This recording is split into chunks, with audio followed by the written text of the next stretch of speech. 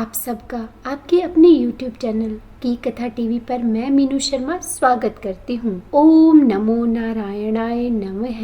श्रावण मास के शुक्ल पक्ष की एकादशी तिथि को श्रावण पुत्रदा एकादशी कहते हैं। यह एकादशी भी अपने नाम के अनुरूप ही फल देती है, जिसकी कथा विधि महात्म्य सुनने से ही सब प्रकार का ज्ञान हो जाता है, जो इस बार 27 अगस्त रविवार को है। साल में आने वाली सभी एकादशियों में यह काफी खास एकादशी मानी जाती है। मान्यता है कि इस एकादशी व्रत के पुण्य प्रभाव से संतान सुख की प्राप्ति का वरदान मिलता है। एकादशी के दिन भगवान विष्णु की पूजा की जाती है और श्रावण मास में आने के कारण इस दिन भगवान शिव की पूजा करने से भी बहुत पुण्य मिलता है। तो आज की इस वीडियो में हम जानेंगे कि यह सावन माह के शुक्ल पक्ष की पुत्रदा एकादशी कब है, इसका महत्व क्या है, इसकी पूजा विधि के बारे में एवं इसके शुभ मुहूर्त के बारे में। तो हो सके तो वीडियो को अंत तक देखिएगा और हाँ, दी हुई जानकारी अगर पसंद आए तो वीडियो को लाइक एंड शेयर कीजिएगा और अगर आप मेरे चैनल पर नए हैं तो सब्सक्राइब भी जरूर कर लीजिएगा।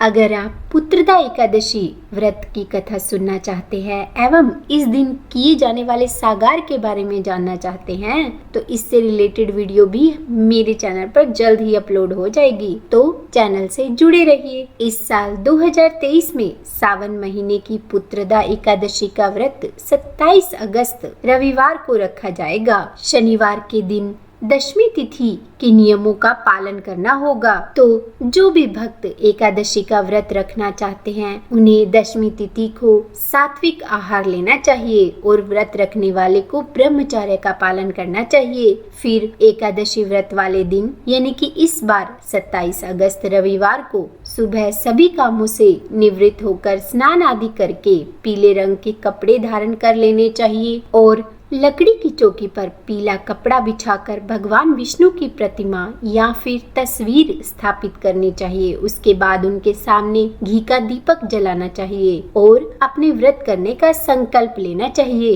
इसके बाद फूलों की मदद से जल अर्पित करके शुद्धि करके आसन बिछाकर बैठे। अब भगवान विष्णु को पीले रंग के फूल और माला चढ़ाएं। इसके बाद पीले रंग का चंदन, अक्षत आदि लगाएं। फिर उसके बाद विष्णु भगवान के मंत्र, चालीसा, स्तुति, स्तोत्र आदि का जाप करें। इस दिन व्रत की कथा अवश्य पढ़नी या सुननी चाहिए। उसके बाद अंत में विधिवत आरती करें और फिर भगवान को भोग और तुलसी दल अर्पित करें। क्योंकि इस दिन रविवार है, इसीलिए व्रत करने वाले व्रती को तुलसी दल को दशमी तिथि को ही तोड़ना होगा और फिर दिन भर व्रत रखें। एकादशी व्रत का पारण अगले दिन किया जाता है। द्वादशी के दिन सूर्योदय के साथ व्रत करने वाले को एक बार फिर से भगवान विष्णु की पूजा करनी चाहिए। उसके बाद किसी भूखे, जरूरतमंद या फिर ब्राह्मण को भोजन करवाकर दान दक्षिणा देकर उनका आशीर्वाद लेना चाहिए और फिर शुभ मुहूर्त में अपना उपवास खोलना चाहिए।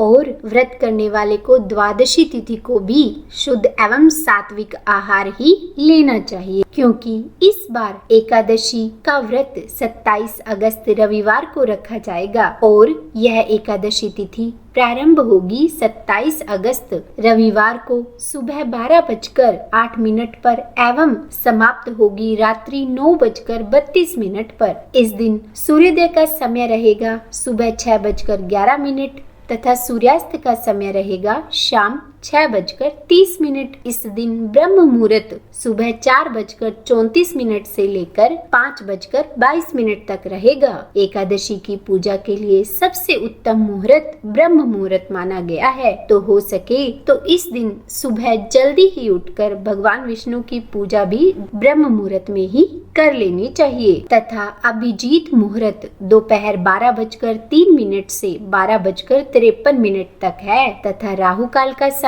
जो कि बहुत ही अशुभ मुहूर्त होता है, जिसमें कि किसी को भी दान, यज्ञ, हवन आदि से बचना चाहिए, तो वह शाम 4:30 बजे से लेकर 6 बजे तक रहेगा तथा इस बार द्वादशी तिथि प्रारंभ होगी 27 अगस्त रविवार की रात्रि 9:33 5:35 पर और समाप्त होगी 28 अगस्त सोमवार की शाम 6:23 पर। द्वादशी तिथि यानी कि सोमवार को सूर्योदय के समय रहेगा सुबह 6:11 एवं सूर्यास्त का समय होगा शाम 6:44। इस दिन ब्रह्म मुहूर्त का समय होगा सुबह 4:35 से लेकर 5:23 तक। और जैसे ही द्वादशी तिथि प्रारंभ हो जाएगी वैसे ही हरिवासर का समय भी प्रारंभ हो जाएगा। और हमेशा एकादशी व्रत का पारण हरिवासर समय के समाप्त होने के बाद ही करना चाहिए। और